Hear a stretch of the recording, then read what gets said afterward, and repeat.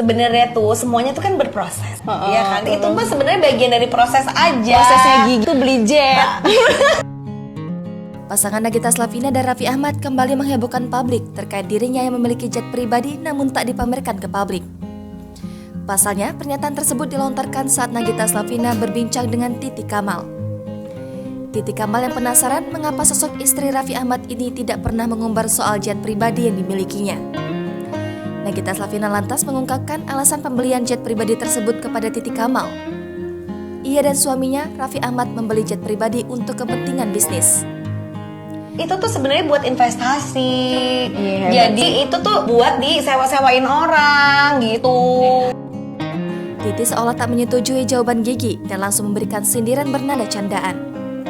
Titi merasa heran karena Gigi dan Raffi membeli jet pribadi tanpa memamerkannya pada orang lain. Dijelaskan Gigi, dirinya membeli jet pribadi bukan digunakan untuk keperluan pribadi.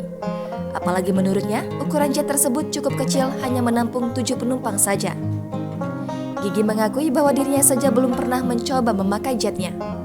Ia lantas menjelaskan bahwa jet tersebut digunakan untuk tujuan bisnis dan investasinya.